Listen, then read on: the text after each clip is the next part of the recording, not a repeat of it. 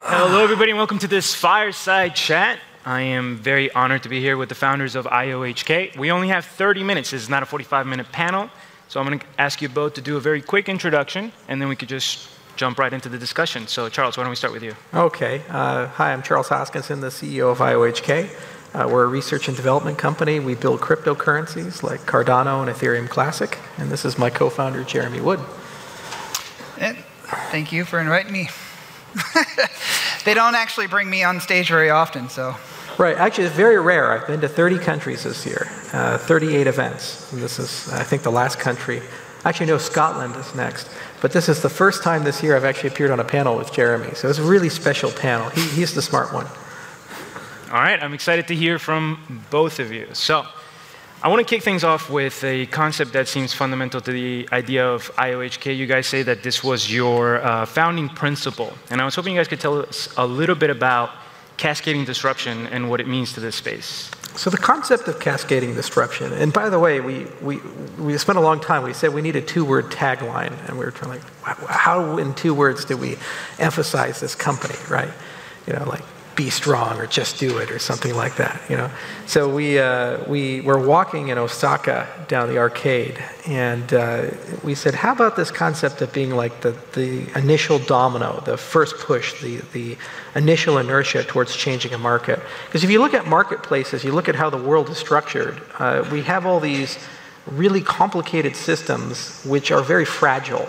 And if you perturb them a little bit, you push them a little bit, the marketplace will collapse. And then it rebuilds itself, but it's in a completely new configuration. So the concept of cascading disruption is being that first mover to enter a marketplace, whether it be social media or financial markets, or it be you know, some type of industry like supply chain management. And then once it collapses, it rebuilds itself into something that's completely different. And the hope is that it's transparent, it's open, it's fair, it has different principles behind it. So in a sense, what we wanted to do was build a company on both the research and the engineering side that would facilitate these types of things. We would go and say, let's look at the state of social media, whether that be Facebook or MySpace, you know, these things, and they have a certain configuration, they have a certain notion of how people are brought together, how data is controlled, your privacy, and can we invent a protocol that once released will completely change that whole market? And it doesn't matter if we're still in business, we're still around. We could be like Netscape and completely disappear. Well, the market's still changed. It's still in that type of configuration. And we want to do that for all industries where there's actually people. All industries. All industries. That we can figure out that makes sense. I don't know, you want to add anything to that? Well, you know, coming from, when we were working on the Ethereum project, there were a lot of angry people. Yeah. There was a lot of politics involved, but there was also a lot of technical people who said, you can't do what you're doing. It's just not, it can't be done, don't even try. And so when we started IOHK, we wanted to have a place where we could experiment with technology. That's actually an excellent transition into my next question. So one of the unique things that IOHK has done is you guys have taken a very onerous approach in trying to implement peer review, formal methods. Now this is something that has been more established in more traditional fields like, you know, basic science and technology, but it's not something that we see dominating the cryptocurrency space. So, Jeremy, you had a really awesome quote where you said, experimentation is the mother of discovery, and I'm sure that that has something to do with this decision. So, tell us about the decision to take this path and why you think it's so important. You know, it was one of the things we struggled with, because, you know, you get the Silicon Valley mentality of move fast and break things, and it doesn't matter if the product works or not. But I was so adamant, I said, scientific claims require scientific validation. You know, how many people here are cryptocurrency investors who have bought a cryptocurrency? You've invested or read a white paper? Like a lot of people, right? And every one of these white papers says stuff like provably secure or 10,000 transactions per second. I mean, EOS was probably the worst offender. And then you ask yourself, well, how many of those claims have actually been vetted by a third party? Simple question, right? And an independent third party that doesn't have skin in the game and doesn't care whether you live or die, you succeed or not. You're making scientific claims about security, you're making claims about performance, you're making claims about the capabilities of your protocols. Protocol development has been a bedrock of computer science for more than 5 decades. It predates us by a long time, and these people don't give a crap about our industry. So you'd figure if you're making a scientific claim that you would just say, all right, well, let's just submit the paper to a conference, and if they accept it, I go there, talk to the scientists. I, as an investor, have a data point that maybe there's some merit behind what people are saying about their protocol. Real simple, right? But we were the first company to actually seriously invest in this, and it took a lot of effort. We had to build a science division. We went to Tokyo Tech, Scotland, Athens, and we had to hire a bunch of scientists, and we had to submit the papers to conferences. It took 2 years to build this division up. And the other caveat is I for sure thought that Blockstream was going to change the environment. I said, this is a company led by a proper cryptographer. He's the guy who invented proof of work.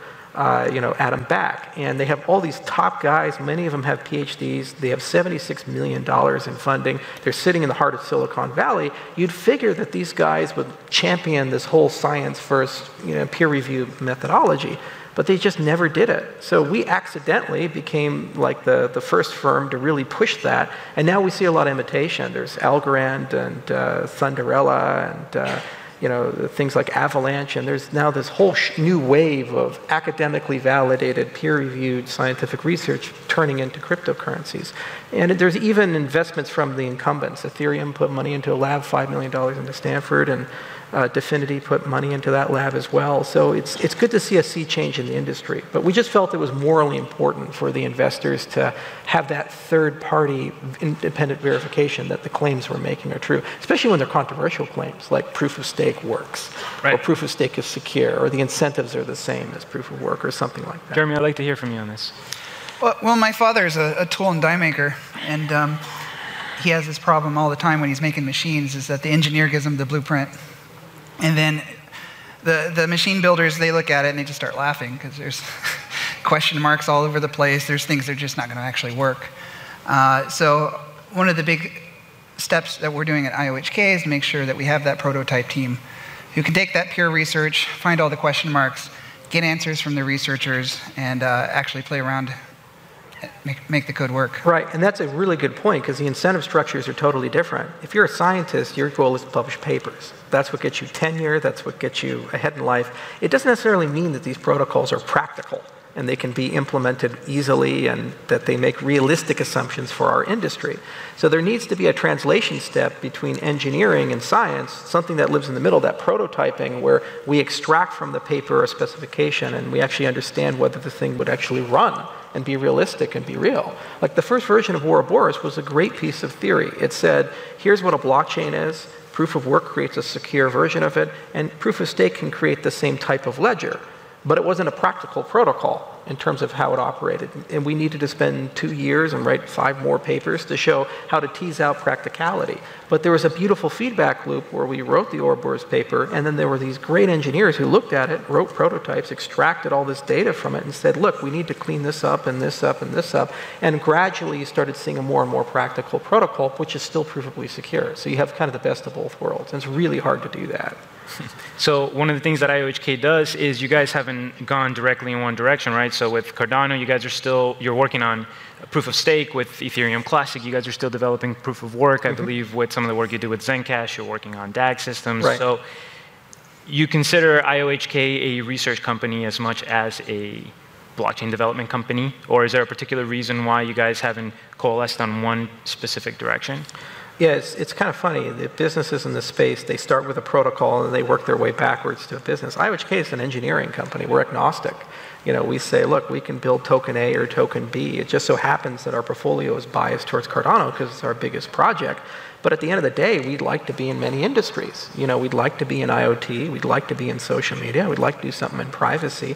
And eventually we will enter these spaces. So what we do is we start with the science and we say, what's the total design space and the collection of trade-offs that exist within that design space of what we can do with cryptocurrency technology?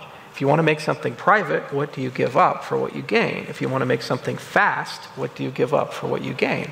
And so the whole job of the researchers is to try to make those trade-off profiles more desirable. Okay, so instead of taking a 1980s protocol like what EOS did and then bolting on some voting system and say, okay, look, we have something. Let's actually try to build a custom protocol for the actual business and technical requirements. And that means we get to keep all that goodness that came from the 80s, but maybe give up some less on the decentralization side, for example.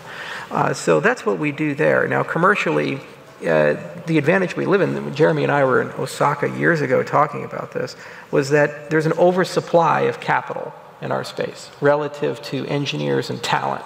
So we took a strategic bet that you could be a protocol-agnostic engineering and science company, and you'd be able to pick and choose your winners and losers. You'd be able to decide who do we want to work with, how do we want to work with them, and we've had to turn down a lot of business, especially in the ICO mania in 2017. So the down market is really just a rebalancing of capital and engineering talent. Well, it's funny because a lot of these guys exited. They sold at the top, and so they're now flushed with cash, but they don't actually have the scientific or engineering talent, and they have a deficit between the promises they made to their investors and the actual capabilities of their protocols to deliver.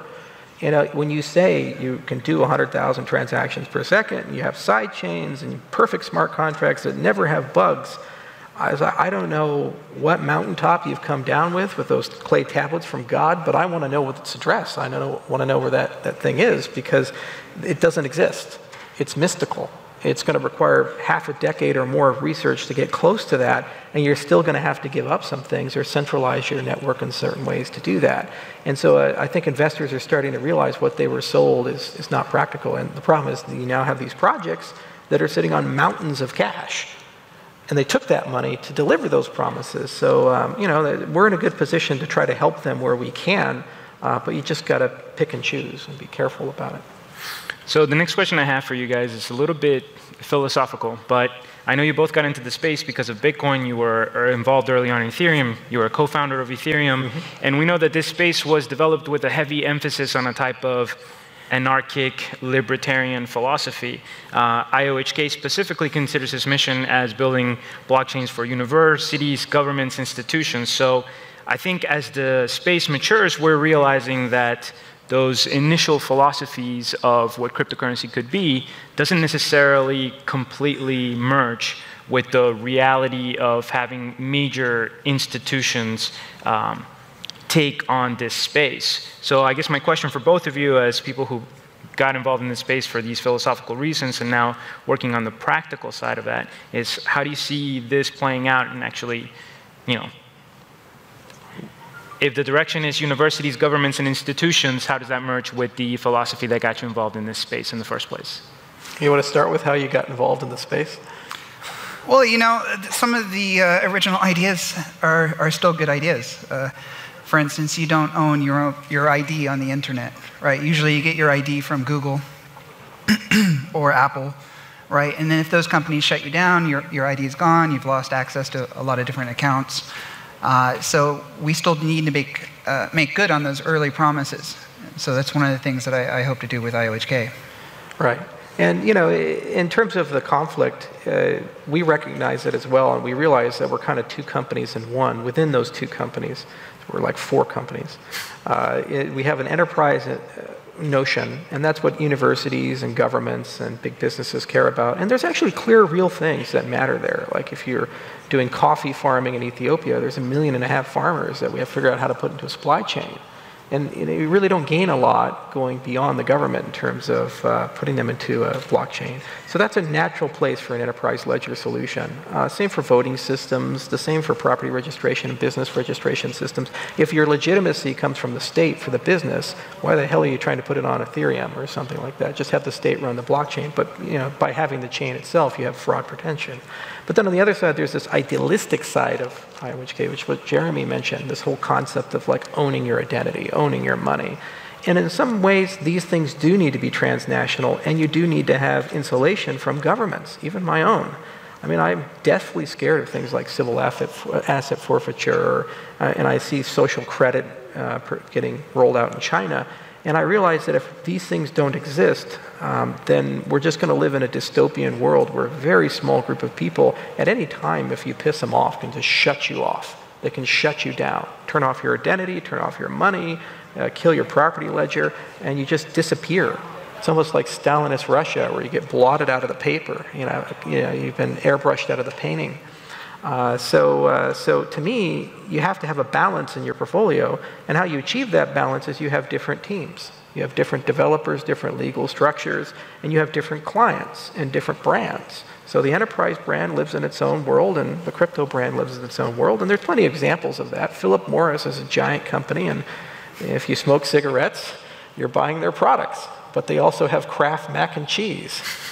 So somehow they've been able to get those two families to live under the same corporate umbrella, and I think we can find a stable balance there. But what's nice is that the two portfolios borrow from each other in terms of technology. So if we have a major innovation on, let's say, the network stack or in cryptography, like making things quantum resistant, the same code base can be repurposed for both of these ledgers. They're just used different, and they have different power structures behind them. All right, so there's multiple sides, obviously, to this space. You guys are excellent with the technological side, and now I want to ask you a little bit about governance. Mm-hmm. So blockchains have we've had some interesting times there. Absolutely. I think you know where this is going, right? So we've seen in this space from the very beginning, Bitcoin Cash, you were a part of Ethereum and the split with Ethereum Classic, and now Cardano has gone through its own with the Cardano Foundation. But the angle that I'm really interested in is that the way you designed the separation of powers between Emurgo, IOHK, and the Cardano Foundation was specifically foreseeing an event like this. So my question is, as these projects get bigger and bigger, and we really try to achieve that goal of going from 1 million to 100 million to 2 billion people, what are the challenges that are coming down the road, and how can these projects prepare for that level of scale? The thing about governance is you first have to deeply understand incentives, and you have to look into your crystal ball and look out 12 months, 24 months, 36 months in the future and ask yourself, once you add money and power, who has an incentive to do what, and where are we going to conflict with each other? In Ethereum, one of the things we did really wrong is that, in the beginning, everybody was friends because we had no money and power and no one took us seriously. In fact, Mo wouldn't even give us a prominent speaking role at the Miami Bitcoin conference. We were kind of banished to a tier 3 room, and nobody took us seriously, and now Ethereum's like a big thing, right? But so when we were little, everybody loved each other. We were all friends, we all got along, and it got pretty Lord of the Flies there, after a while. And why? Because suddenly people realized that this is real. We're going to get rich. And when you have 8 founders and you have this business wing and you have this tech wing, and I was in the middle trying to be, let's all get along and peacemaker, you're going to break one way or the other. So with Cardano, we said, look, somebody's got to worry about the venture portfolio and investing in DAOs. You kind of need this like consensus style company. And then somebody needs to worry about the technology, and then somebody needs to worry about the community management and exchange listings and government outreach and so forth. And if they all live in their own camps and they're doing their jobs, they don't overlap too much. So they don't really have incentives to try to conflict. They actually have an incentive to work together as 3 entities, except for cases where one of the entities is not doing its job, and then it's just a matter of the other 2 picking up the slack for the greater good of the ecosystem, which is what we did, and that's nearly resolved. But moving beyond that, that's only a temporary thing. You have a second thing, which is, well, how do you decentralize these projects? How do you go beyond the founding companies and actually turn them to what Linux has turned into, with 800 companies working on it, and everybody uses it in billions of devices? Linux doesn't really have a lot of influence or power over that ecosystem now. So you need a good improvement proposal process. You need lots of meetup groups. You need a voting system for people to express their will, even if it's non-binding. Just the ability to poll people and ask them, well, what do you think about this? Gives you a voice, and it gives you an influence and a way of doing things. Like the petition to get rid of Michael Parsons. 6,000 people signed that, verifiable people. That wasn't a binding petition, but it showed an overwhelming interest within this small community that management changes need to happen, and it definitely did help. So these types of things are necessary. And then you also always have the final disagreement, which is the Ethereum Classic or the Bitcoin Cash route, where if there are irreconcilable differences, the project needs to fork. Now, the advantage of a project forking is that you get kind of the best of both worlds if you do it correctly. Because, at some point, mommy and daddy have to break up, and they don't like each other. And if they stay together, the kids are going to get terribly traumatized and need years of therapy. So similarly, if you're a big blocker and you're a SegWitter, or you believe in immutability, or you believe whatever Vitalik says is law, at some point you just can't keep getting along. And so when you split, now you have two ecosystems where people actually get along. And now they're free to innovate. Instead of trying to always compromise and make a deal and dilute the vision a little bit and give them half and give that. It's like the United States when we had slavery. You know, it's like you're not going to get an abolitionist to say that's okay. It's like you can't compromise with them and say, hey, can we just have slavery on the weekdays, but on the weekends they can go out fishing? That's like not a deal. They're saying, no, the whole institution is broken. So they had to split, and then they resolved it. But Charles, let me push. Are you foreseeing a future where the solution is constant forking? I don't think you can avoid it. I think there's things you can do to allow your community to govern itself, but inevitably people are people, and the reason why we have many religions and languages and currencies is just that, because people have a difference of opinion. This is not like TCP/IP. You know, this is a situation where it's your money, it's your property, it's your view of how the world should work. And the whole point of this space is to give you a tailor-made solution for that particular view, which is why we're necessarily going to have thousands of these types of things. And it's why it's important to do agnostic research. It's why we still do research in proof of work as well as proof of stake. Why we do research in privacy-preserving systems and systems that are made for auditing and for regulatory use. We're as much a RegTech company as we are a privacy company. Because at the end of the day, you're going to use these things differently for different people, and the point is to give people a choice. This is why we're going to continue to see classics and caches. But it's important to differentiate between classic and cache and these types of inevitable growth factors and just plain old failures of governance, like what happened with Tezos, or some would argue what happened with us with Cardano and the foundation. In those cases, that's where there's an entity that is given a job, it's given money, it's given a purpose, and it just simply doesn't do it. Good governance is about getting rid of that stuff. Right. Good governance cannot get rid of the classic Ethereum debate, because ultimately that's about philosophy. Right. And you can have 100% voting and participation, you're still going to have irreconcilable differences. You have some people on the left side of the room say, I signed up for X, and you have some people on the right side of the room say, I signed up for Y. They're not going to change their mind. And values will change. Yes.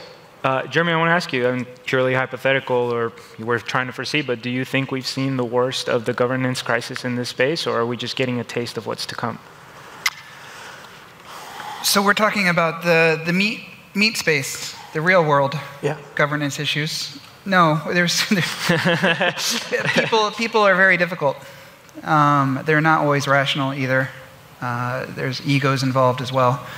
I mean, one of the great hopes about moving governance to the blockchain is that you can get a lot more transparency around actions. So, but that also is going to be an experiment in the first years.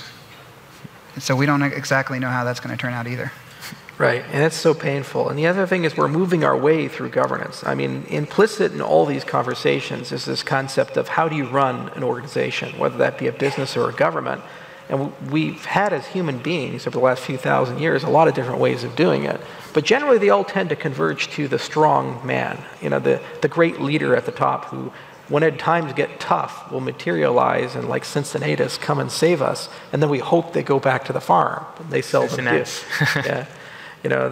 We hope that they do that. Well, what we're doing with cryptocurrencies is killing the strong man. We're saying it's not a human being, it's a protocol, and there is now rules here, and there's a decentralized way of making decisions, and human beings aren't so good at that. It's never really been the case where we've had that at a large scale for large-scale coordination. We're pretty good at doing it at the tribal level, like when we know all of our neighbors and social pressures keep everybody in line.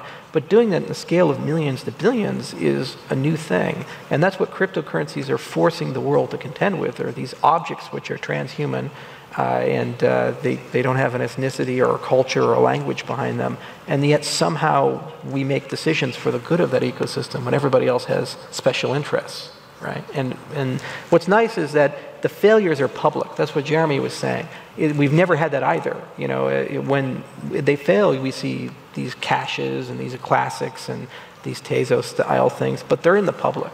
There's no way to hide that. Yeah, so you get beautiful data points of what went wrong. So every time a failure occurs, you can study that and change things accordingly. Whereas a lot of cases when failures occur, they happen behind closed doors, and we never actually hear those stories unless you're a historian or you were in that room or something like that. I have to take advantage of that because this is going to lead me to my last question. Unfortunately, we only have 30 minutes. I could talk to you guys for hours about this kind of stuff, but... And I'd love to get a question from the audience if we have enough. Absolutely. Do we have enough time? Let's go ahead and lead that. Do we have any questions in the audience? You can ask us anything. We'll give you a minute to come up with a question while I ask you a quick one. All right, so IOHK guys, Cardano specifically, there's a unique level of historical awareness and reverence. I mean, you guys mentioned, obviously, Cardano himself, Ada Lovelace, Lord Byron, Basho, Voltaire.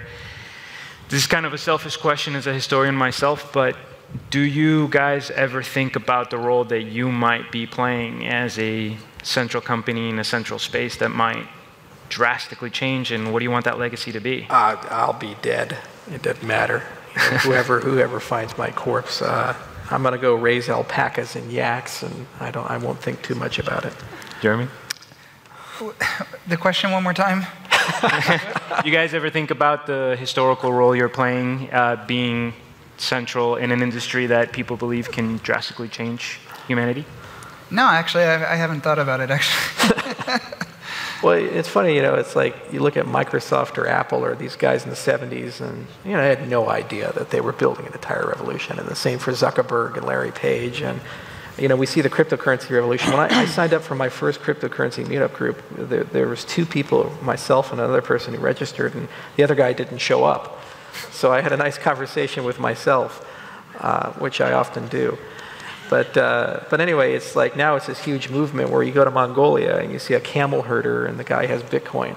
It's crazy. It's absolutely crazy. So in a certain extent, it's already one of the most amazing experiences going to over 50 countries in the last 5 years and seeing all these people and learning all these things. But yet the best is to come. And there's going to be some major conflicts, I think, to come. There's definitely a movement, and we've seen it the last 15 years, maybe 20, where big data combined with this global nature of everybody being interconnected, combined with AI, is creating a situation where governments can now monitor all their people. And they get to decide what good behavior is and what bad behavior is. And they're going to kill cash. Cash is going to go away in the next 20, 30 years.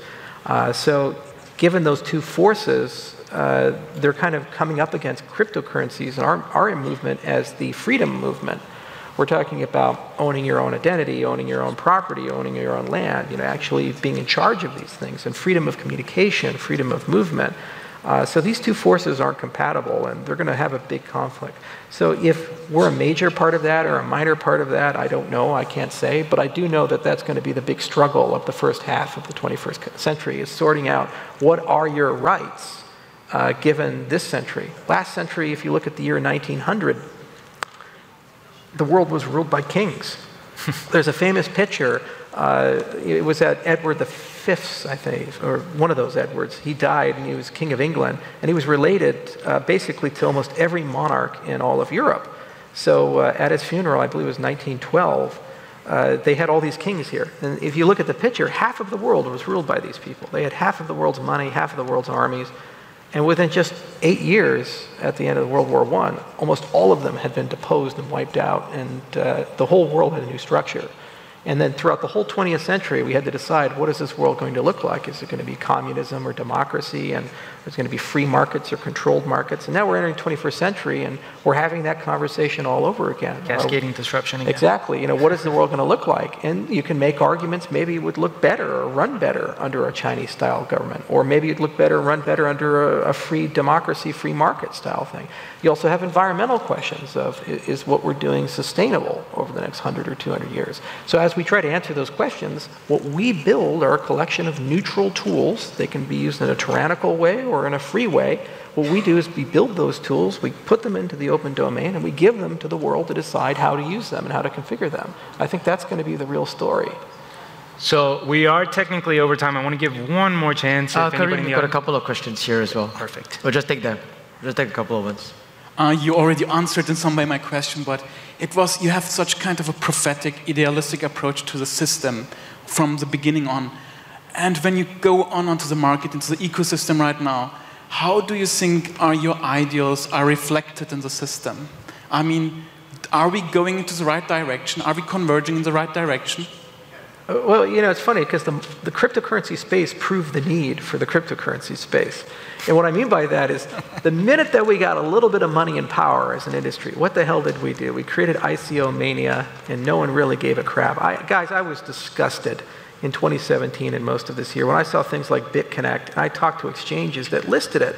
And they would tell me, oh yeah, we know it's a scam, we know it's a Ponzi scheme, but we're getting great fees on this. You know, and so it really tells you that human beings are people. And they're not going to suddenly change because they're all idealistic. You know, oh, we're all good faith and we're going to be nice people. No. The minute they get wealth and power, we all get corrupted and we become horrible and we're terrible. There are no exceptions. So the whole point of having protocols run things is they're dispassionate. They don't give a shit. It's like gravity. There's been at least one mountain climber who's wished that the laws of gravity doesn't apply to him, usually as he's falling to his death. And similarly, markets are the same way. You know, if you have stable rules, what that means is there's going to be losers for winners. And there's going to be at least one grandmother or at least one kid or at least one good, honest, nice person who gets screwed and loses out, loses everything. But you say, look, for the sake of stability, for the sake of this marketplace being fair for everyone, we have to accept the winners with the losers. But we as human beings don't like that. We like all the benefits, we like all the upside, but the minute the losses come, we want to get rid of them and change everything and make exceptions and bailouts and special cases. So this is kind of a new thing of creating an artificial laws of physics and applying it to an industry as a whole. And what our industry is doing is just reinventing all the agency failures that we've seen in the historical financial markets. I mean, if you look at the Knickerbocker crisis in 1908, well, you know, it's the same situation we had right now, where everybody was on each other's boards, rampant insider trading, tons of interconnected companies. You know, a certain privileged group of people got first access to the information, traded on it, made fortunes on it, and the retail investors got screwed. And it got so bad it bankrupted the United States, and J.P. Morgan had to bail everybody out. So we're just reinventing what happened at the turn of the 19th and 20th century, and we're doing it with a modern flair and modern terminology. But human nature hasn't changed. The difference is this technology now allows us to examine those failures and turn them into protocols so that they can't happen again, and it doesn't require trusted regulators or trusted good moral people. Was that Mark Twain quote, history doesn't repeat itself, but it sure rhymes? Yeah, exactly. And George Lucas said the same thing, right? Do we have another question in the audience? Oh, right here. Sorry, okay. Hey, thanks very much for the talk. I'm Quincy from Revision Germany, Berlin. You guys want to change the world, as I understood. So I was wondering how we can use, or what you think how we can use the blockchain technology to create more open, better governments, and especially drive back the right-wing surge we see at the moment in US and Europe. Well, I mean, you have right and left-wing surges, and you know, if you push too far in one direction, you have a counterbalance in the other direction. You have to understand that people aren't used to being in this hyper-connected, hyper-global community.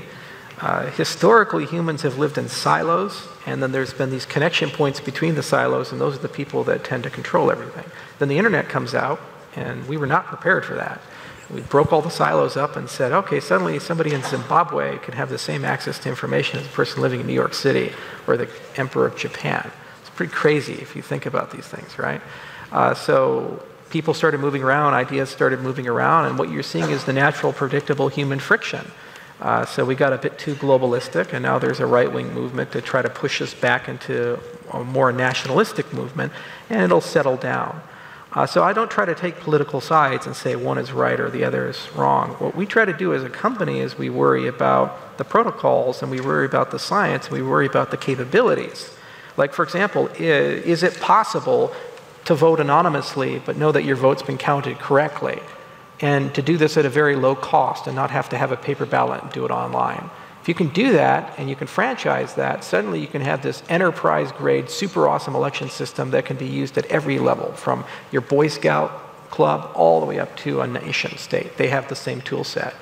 And to do that in an open source way and build that tool, it's a remarkable thing if you really think about that. Another thing is we have this huge issue in academia right now. Identity politics have caused huge problems where people feel they're being censored and they can't really speak up. Like these two academics decided to publish a bunch of fake papers just to see if, what the publication standards are behind feminist theory. And they wrote 20 papers in 1 year, and 8 of them got accepted for publication. One of which, they took Mein Kampf, Hitler's book, and they just replaced the Jewish race with white men, and they actually got published. So that privately, all these academics came up to them and said, we love what you're doing, it's great work, thank you so much. And I said, can you publicly support us? And they say, oh no, it's career suicide. So you have to ask yourself whether, whatever side you live in that movement, is it a legitimate thing to have people live in fear of expressing their opinions and expressing their beliefs, especially when their beliefs are somewhat legitimate, we would argue. So it would be really nice if you had systems where people anonymously, but you could verify that they are a member of a set, like a university faculty, could actually demonstrate that 80, 90, 95% of the people working at an organization happen to believe the CEO is a bad guy, or happen to believe that one particular philosophy is causing a lot of issues. But they're afraid individually to speak up because they get brutally attacked or ostracized and so forth. So, in a certain respect, I think that's our role as a company, is not to take sides, but rather to say there are all kinds of things that are happening as a consequence of globalism, as a consequence of these markets the way they are. And what we can do is build tools to allow everybody in this room to navigate those things, whatever they happen to be, whatever political philosophy they happen to have, and navigate them in a way where they can express their opinion and their will without fear of reprisal. They have economic freedom, freedom of speech, freedom of religion, whatever that might be. It's the same for journalism. There's all these atrocities and horrors that are occurring in Africa, the Middle East, Southeast Asia, South America, and nobody wants to talk about them. We know about them, we see them, people feel them, people die, they get oppressed, but they can't talk about it because they're afraid if they do, there'll be the one guy who does, and as a result, they get a bullet in the head. But the same technology that allows that professor to say maybe it's a bad deal there would allow a journalist in Iran to talk about the persecution of gays, or allow somebody in Congo to talk about that, or somebody in Venezuela to talk about government corruption, for example. You see? And that's our role, is to build those tools, make them open, give them to the world, and then once you have them, you get to decide what you want to do with them. Charles, I'd like to very quickly, before we take the next question, kind of expand on your question and take it to Jeremy, rather than just from the side of, decrease the right-wing search or the left-wing search, and playing off of what you're saying, Charles, do you believe that this technology can play a role in reducing extremism and the polarization of society by increasing trust in institutions? Well, I'll give you a recent example, is that I was reading reviews on schools for my children online, and some people were really angry at the school. I have no idea who those people are, but they influenced me. So suddenly now I don't trust the school. I'm like, well, should I send my kids here? But who are these people? I don't know. It would have been really nice if there was a way for people to prove membership, but also be able to say what they want. That way I know, these people are legit, they did go to the school, and their opinion reflects the school. Right. And just think about the power of that kind of an attack. These schools aren't big entities. A lot of people are small, medium-sized business owners. And for just maybe a few $100s of social engineering, you can destroy a vendor's online reputation. Whether it be an Amazon product or a school review, and then suddenly Jeremy doesn't want to go there. Or create one from scratch. Exactly. Exactly. Next question. But this is the last question as well, then we're going to break for lunch. My name is Eric Mom with CoinMarketCap. I am the community manager. And I had a question regarding community building. And part of the main initiatives that we have, besides providing data to the cryptosphere, what are your thoughts basically on building communities for protocols and different projects, or a company like us? Well, first, thank you for all your work at CoinMarketCap. I think it's a website I go to on a daily basis, and most of us do. And it's really amazing how something so simple can be so powerful. I think the most powerful thing you can do is look at key leader profiling and key leader engagement. So with all communities, you have a philosophy, you have a kind of a raison d'etre. There's a reason to exist. There's a purpose. And what you need to do is identify surrogates, people who are bigger than your average bear. People actually care more than the normal person. And what's nice about this space is that people tend to hire themselves. Some of the best employees I've ever had, some of the best people I've ever worked with, they didn't, I didn't call them up and say, hey, can you work for me? Or, I didn't go and just go to a recruiter and, say, go find someone. They had a podcast. They had a blog. They were doing things. Look at Emergo with Sebastian, one of their best guys, if not the best guy on their team. And how did they find him? He was creating podcasts. He was creating YouTube videos going over the weekly reports and the source code as we were making it. Now, no one told him to do that. He just started doing it of his own free will. We recently set up a podcast for Cardano. It's called The Cardano Effect. Rick and Philip, where did they come from? They were doing their own videos about Cardano.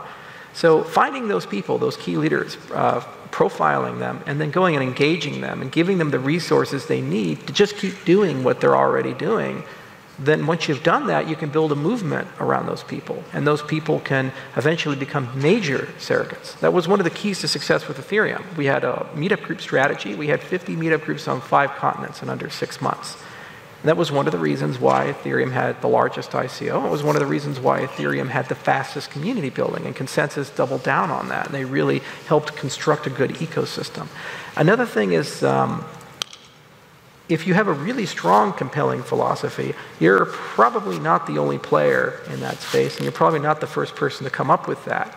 The cryptocurrency space is the spiritual successor of the cypherpunk movement, and it's a spiritual successor of things like the Ron Paul movement, where people were talking about sound money, which in itself came from Ludwig von Mises and Murray Rothbard and Hayek, like 100 years of Austrian economic history there. So what's the natural growth pattern? Just go talk to those people who have existed before you and interface with those people, and then suddenly you'll wake up and you have 500,000, 1 million people that are there to go. Transparency is the other thing, too. I do a lot of AMAs. I don't have to, but I do them. And it's important because people want to be able to ask you questions. So just being able to face your customer and face your community, and especially when times are hard. It's easy to be popular when times are good. 8 is $1. There's Jesus Charles that appears, and everybody loves me, right? But 8 is 4 cents. I get death threats. I actually do. But you have to face your community. You have to talk to people, and having the courage to do that, answer hard questions, and share in that mutual misery in some cases is what gets you through and allows you to survive and grow. So just to clarify, Charles thinks podcasters are an untapped pool of talent. And actually, they reach a lot of people, too. If you look at the intellectual dark web, it's more popular than most television shows. They get millions and millions of views and have engaged views. When you're talking about a television show, and maybe you have 3 or 4 minutes of actual focused engagement over an hour. You look at like the Joe Rogan Experience, they're talking for 3.5 hours. People actually listen to that for all 3.5 hours and be engaged, and then go to Reddit and talk about it, and then make YouTube videos commenting on it. You don't get that kind of engagement from Fox News or CNN or from CBS. All right. I think that's going to do it. Thank you guys so much for joining us. Thank you, guys. Thank you very much.